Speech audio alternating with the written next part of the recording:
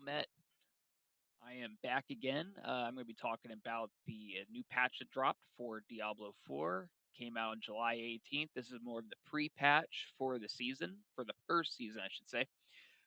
Before I start, though, I want to introduce you to somebody.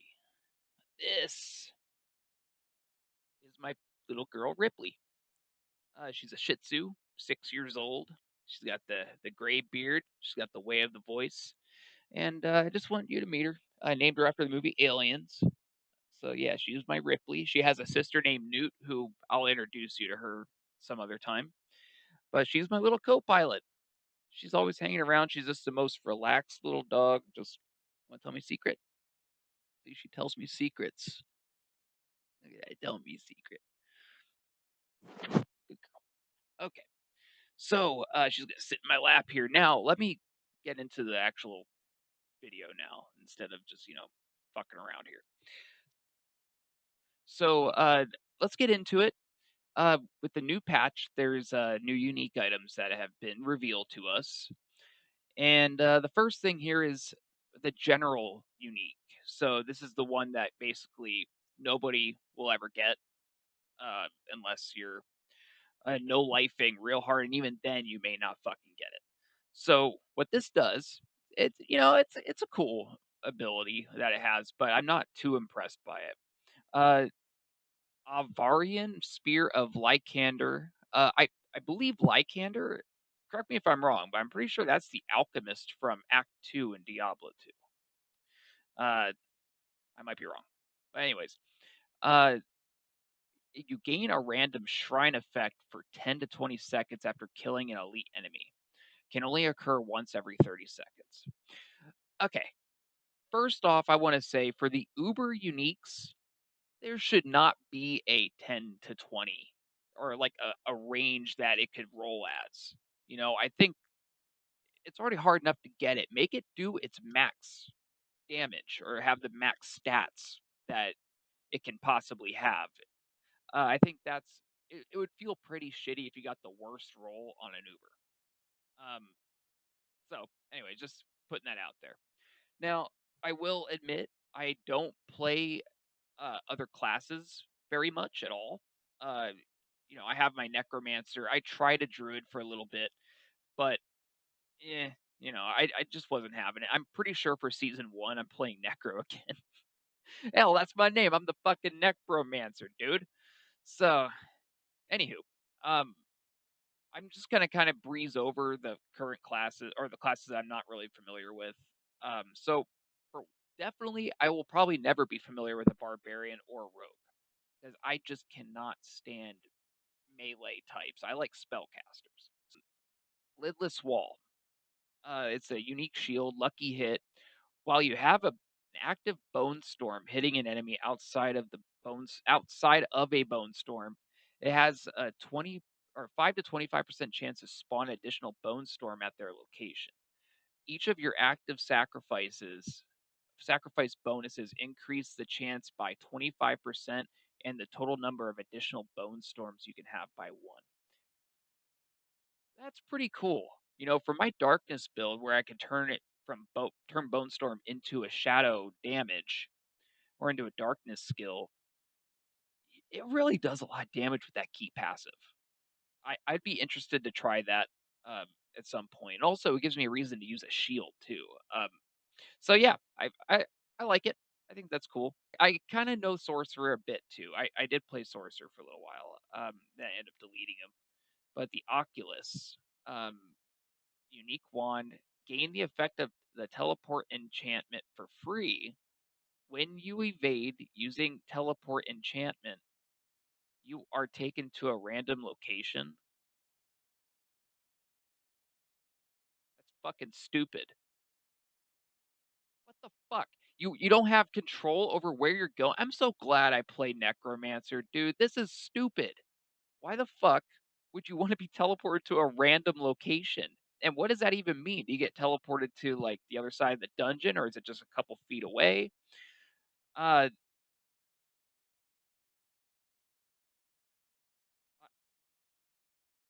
oh my god, ugh, disgusting. Hopefully, I'm misinterpreting that. I don't think I am though. I think that's just fucking stupid. Okay. New legendary aspects. So the general one, audacity. It's a utility aspect. When there are at least 5 close enemies, stun them for 2 to 4 seconds. This can only occur once every 20 seconds. Uh, yeah, I guess I could see how that could be helpful. It might be kind of like an escape kind of thing, where similar in like Warcraft, you have that PvP trinket that allows you to like auto break out of crowd controls without actually having to click the button. I think that's cool, but I don't know how I feel about that yet.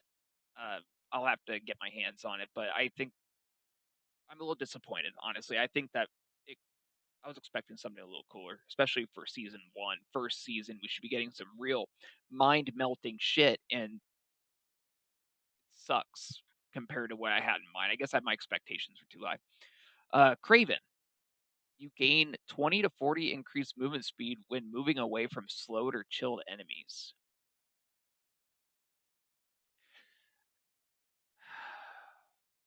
Yeah, I could see that being decent. You know, if you're trying to get away, you cast again from a necromancer's point of view. I'm sure a sorcerer or sorceress could use, frost damage to chill. As a necromancer, I can throw decrepify, and also have if you have that unique, the two-handed bloodless scream, turns all your darkness skills into cold damage or allows them to chill. I can see that being pretty cool if you were to, combine it with other movement increases, like one from like your amulet, or using the one that's from your the skill that allows darkness damage to make you move faster. Yeah, I'd be willing to give that one a try. A lot of mobility aspects, at least from what I can tell, aren't really all that great. So, anyways, let's move on. Necromancer, Gore Quills, offensive aspect. Blood Lance will consume blood orbs to also conjure lances from them. Each additional blood lance deals 20 to 50% of normal damage and prioritizes targeting unlanced enemies. Cool. I like that. That sounds pretty interesting. Unfortunately, actually, that's the only build I haven't done with a necromancer is really doing a blood build. So for season one, I'm actually planning on going in the blood route. I don't know if I'm going to go with minions or not. I'm pretty disappointed right now so far that there's been jack shit about minions in here.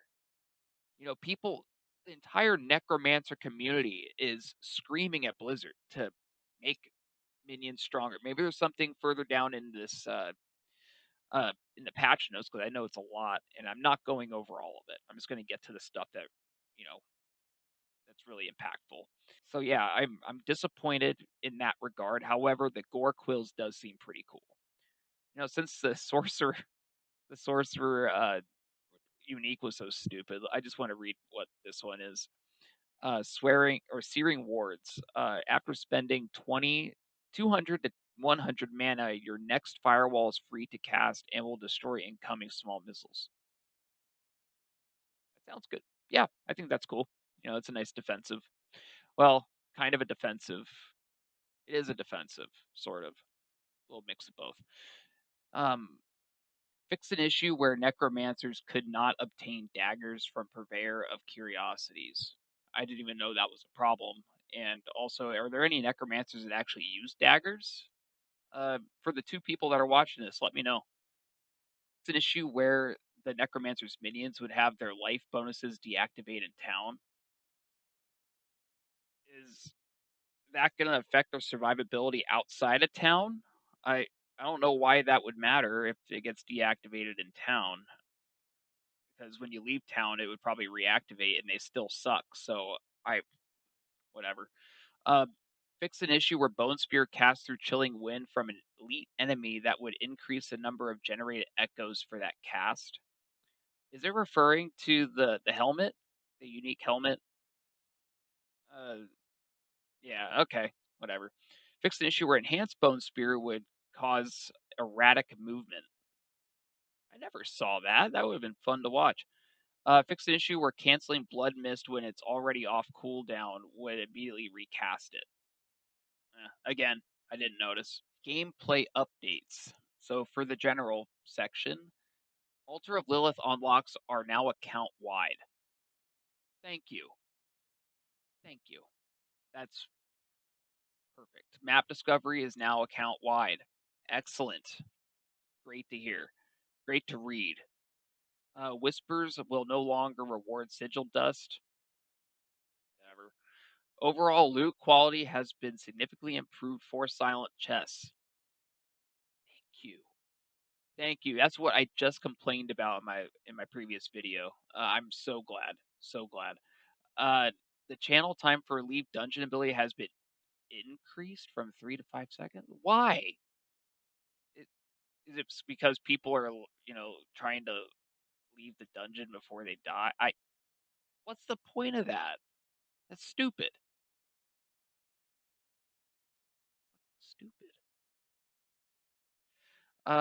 We have generally reduced the tendency for many monsters to move around in combat so that melee characters don't have to chase down their enemies as much.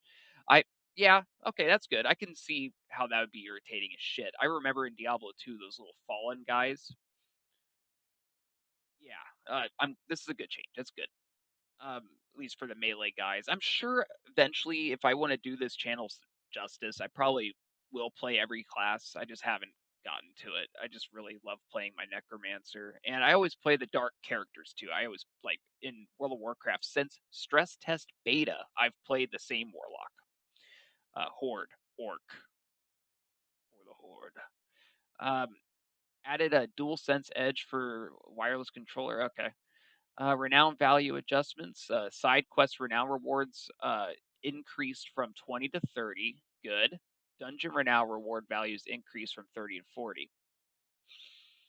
You know what would be even better than this? Just have all your characters have all the rewards from renown and have it be completed right out the gate. You know, I think Blizzard needs to take the L on this. Renown was a good idea the first time you do it. After that, nobody wants to start a new character and have to start earning renown again. Nobody wants to do these side quests again. You want to know why? Because they fucking suck. So, yeah, Blizzard, this is down the right path, but what would be even better is just give us all the renown rewards and, fucking sleep in the bed you made. This is bullshit, dude. Sorry. Anyways, moving on. World tier. World tier 2 has had the following bonuses added. Bonus gold increased from 15 to 20%. Monsters now drop 15% more items. Cool. Level scaling inside dungeons in most overworld territories have been adjusted in World Tier 3 and 4. Monsters will begin to trail behind the player in level after a certain point, up to a maximum of 5 levels behind. This change does not affect world bosses, Legion events, Fields of Hatred, Hell Titan, or Nightmare Dungeons. So essentially, I think what they're trying to do here, I think they're probably, let's see what their note is. We want to give players a sense of their power progression and mastery over the world while still challenging themselves with structured endgame activities. Yeah, I like it. I think, I think what they're trying to do is they're moving toward the allowing for that power fantasy, which they call it power progression, but that power fantasy where you feel and see yourself getting stronger and stronger. Uh, so yeah, I think that's good. I like it as long as it's not affecting the end game stuff, which the end game is clearly it's not. So good, it's good. Experience reward experience for completing whispers in World Tier 3 and 4 has been significantly increased. Nice. Okay, now the other thing I want them to do, and maybe it's posted somewhere down here, I doubt it. Like I said in my previous video, can we please get the little icons on the nightmare sigils that say that a tree of whispers is active for that dungeon? That would be huge. We are adjusting bonus experience rewards for killing monsters that are a higher level than the player. So preseason of malignant bosses. Uh, okay, so the higher level 15 and 2 levels higher 20. Okay. Oh, that was preseason. So postseason, they're holy shit. So yeah, if you're doing really well and you want a higher challenge, you're not going to get rewarded for it. Sorry, not going to happen. We are adjusting experience rewards for monster level offsets for higher world tiers. So currently, world tier 2 is up to 3, world tier 3 up to 10, world tier 4 up to 100. And then they're changing it to 3, 6, 10. Well, I guess 3 is not changing. Oh, let's see. For example, you are level 1, your friends bring you to world tier 4 and leave you at the entrance of the dungeon. They start killing level 100 monsters. Okay, I see what they're doing. They are trying to dissuade people from power leveling their friends. Why? Who cares if they are? Like, why does that matter? If the game is old, if a season only lasts 3 months, who gives a shit if they're it's not like that if they're trying to race to the top, it's not going to matter because the person who's level 100 has already hit the top before that jackass did. I don't know. I don't like this. I think that's stupid. I'm sure people would disagree. Like the 3 people that are going to watch this video, I'm sure you probably disagree with me. But nevertheless, that's where I stand. I'm sticking with it. Helltide. We're looking to increase the danger in Helltide's risk reward gameplay by making the monsters a bit more challenging and the tortured gift of mysteries harder to open. Helltide monsters are now 3 levels higher than the player instead of 2. Cool. I like it. The Tortured Gift of Mysteries chest now has had its cost increased to 250 cinders from 175. Better have better shit in it. All interactable objects in Helltide zones now have a small chance of dropping cinders. Those objects, okay, those objects, it requires you to stand there and wait for it to actually open. You know those tortured souls, you go up there and you click them. They have an animation before anything comes out, and if it's a small chance, there's still no reason for me to open them. Okay, that seems stupid, and also making the gift of mysteries harder to open and making the monsters harder to fight. It says risk or the risk reward gameplay, right? Where's the reward? There's no reward for this. Unless they're shadow buffing the mysteries chest and making it have a higher chance to drop uniques or something, but uh yeah, I think that's stupid. Based on that, it's stupid. Balance updates. Okay, I'm not going to read all this. Forget it. And I'm going straight to Necromancer. So again, I'm going to make sure I put in the comments that this is like a Necromancer video. Um all right. So, let's see if pets get stronger. Initiates decompose slow, increase from 30 to 50. Okay. Paranormal sever required for vulnerable, reduced from 4 to 3. Okay. I still think 3 is too high for that. I really wish it would be 2. I think 2 is more fair. Of course, maybe that's me being greedy. I don't know. I think it should be 2. Enhanced blood surge healing increase from 2.5 to 3%. Whoopee. Okay. Enhanced blood lance damage reduction for piercing reduced from 15 to 10. Okay. That's boring, but whatever. Bone prison. Should I even read the rest of it? Nobody uses prison, and I guarantee you this is not going to change. Initial essence gain increase from 15 to 25. It's going to be increased by 0 when you don't put it on your fucking bar because the spell sucks. Fuck out of here with that bone prison. Abhorrent Iron Maiden healing increased from 5 to 7 of maximum life. I actually do use this. I know a lot of people stick with Decrepify. I actually do use this because when you combine it with Temerity, the unique pants, you're constantly getting a barrier up just by that alone. So yeah, I think that's good. I like it. Golems move faster and unhindered through enemies when their cooldown is activated. That's awesome. Uh, but generally, I think most people are sacrificing their golems because they made the sacrifice bonus better than pretty much anything they do.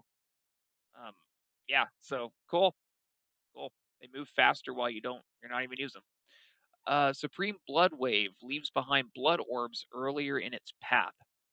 Nice. I actually do use Blood Wave. Right now I'm using Bone Storm, but I do use Blood Wave. I did uh, for my Shadow build, and it's believe it or not, I like it. It's pretty good. I like it. A lot of people are saying that it sucks, and I agree when compared to Bone Storm.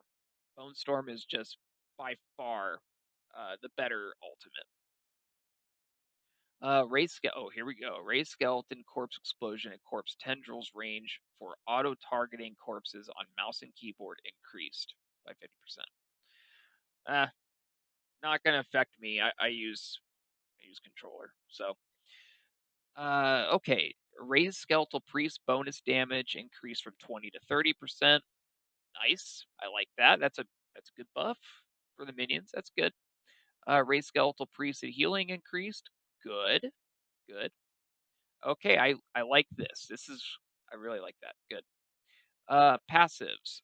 Uh Evuls Evulsion. I'm butchering that, sorry. Evulsion. Evulsion. Correct me. The two of you are watching, correct me. Bonus damage to vulnerable reduced from 6, 12, and 18 to 5, 10, 15. Yeah, I think we pretty much saw that coming that they were going to start nerfing vulnerable trait, or you know what I mean.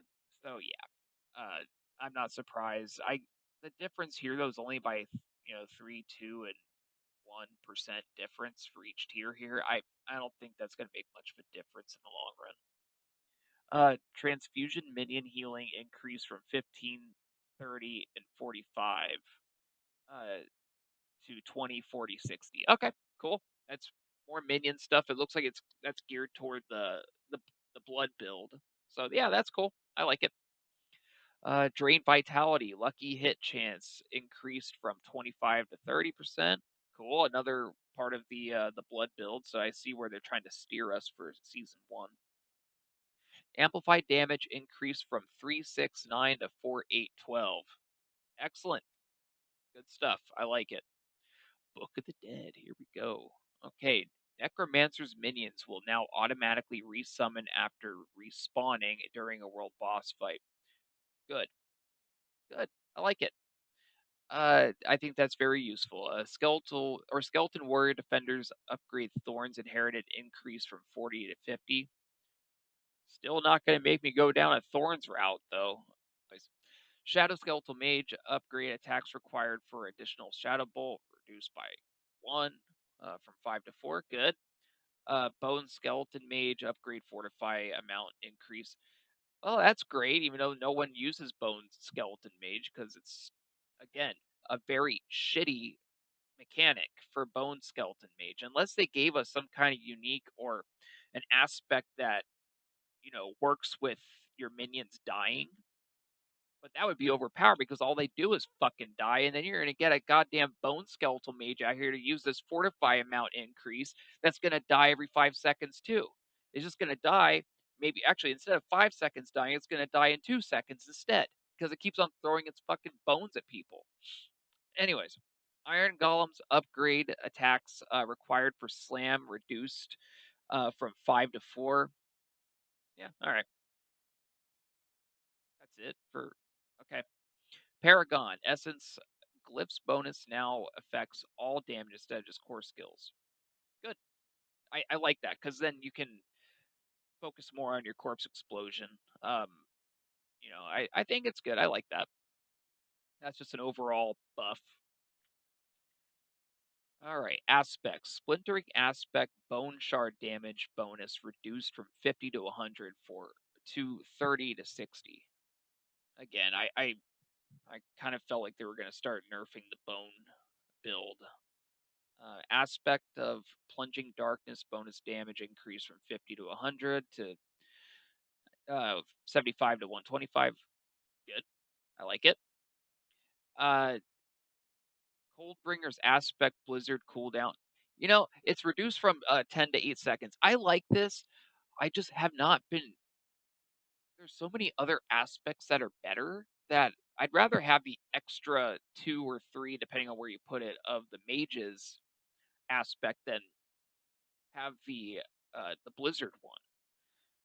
I really wish the blizzard aspect could be put on other items as well, and not just the ones it's bottlenecked to. Uh, Anyways, aspect of hungry blood chance to fire a blood lance increase from 10 to 20%, or from 10 to 20% to 13 to 23. Overall, good. I see that they're still trying to steer us in that blood direction for season one. Again, blood soaked aspect damage increase as well. Aspect of ultimate shadow damage increased from 0.16 to 0.22 to 43.48. Cool. Okay. Uh, you know, I I think that that's an overall. Uh, Most of these are buffs when it comes to the aspects, except for the bone shards. Grasping veins, critical strike. Oh, spoke too soon. I spoke too soon. The critical strike damage is reduced. Okay. Uh, I don't agree, considering it has a cooldown. I know you can reduce the cooldown with Decrepify. Nevertheless, I think that if this was a spam ability, which would be ridiculously overpowered, uh, I'm not even gonna go there. That's stupid. Yeah, it should fine, just fine. Osseous Gale aspect bonus bone storm duration increased from 4 to 8 to 5 to 10. Excellent. I like it. That's good. I really love Bone Storm, especially when you have that when it turns into a darkness ability. It's really, really, really good. Aspect of the Damned damage bonus increased from 30 to 40. Good. Okay, so yeah, again, we're getting more buffs here. Damage reduction from Bloodbath aspect is actually, wow, it's been reduced. That's fine. Again, it's only a difference of 10%. I think over the overall scheme of things, it really doesn't matter too much. Aspect of reanimation, Jesus. Aspect of reanimation skeleton's damage bonus increase from 20 to 30. Hey, a buff. Skeletons, great. Items, Bloodless Scream Essence gained, increased from 2 to 5 to 7 to 10. Excellent. And Deathless Visage. That was the name of the helmet I was trying to think of. Deathless Visage. Damage is increased. Okay, so we got a buff to some bone skills as well. Or interesting. Okay, so yeah, I think that's overall. I think this is good for the Necromancer. I think this is a good change for the Necromancer. The only thing is, I'm not happy with the skeleton or the minion survivability of. Well, I guess yeah, the skeletons. I think that they should have buffed up that. That aspect that. God damn it, I can't remember the fucking name of it now. But that aspect that if you have 7 or more and it reduces the damage they take by like 15% to 25% or something like that. I would love to see that be a 50%. Let them die easily or something when you don't use it. And even then, that's pushing it. I think they should be able to survive at least. I don't know. I think they should be able to. They should get that 50% bonus before the aspect, and then have the aspect then add a little more to it, and then your Paragon board can add more to it. But if you spec completely into these skeletons and you make your whole build revolve around them, I don't want to see them die ever. They should. It should be very rare that they die, or if they get hit by some kind of super weapon, or like the fiery attacks from the enemies, from elites. But yeah, I think that skeletons should just straight up. If you're fully maxed out on everything you could possibly do for your skeletons, I don't think they should be dying at all. So that's my take on the necromancer changes. I know there's uh, changes for the other classes, and I don't know enough about them that I don't want to get into to it because I'm just gonna make even more of an ass of myself than I already have today. So I think with that, I'm gonna call it good, and I'm gonna go in and start not doing hell tides because that sounds fucking dumb, dude. Okay, thank you guys. Thank you for watching, all three of you, and I guess I'll see you in the next one. Like and subscribe, please. This is the first time I've ever asked that. Please like, subscribe, and yeah. Also, I was better about my ums this time. I was consciously trying to stop. I know a couple slipped out, but I'm doing better, I think. All right. The Necromancer is out. Take care of yourselves.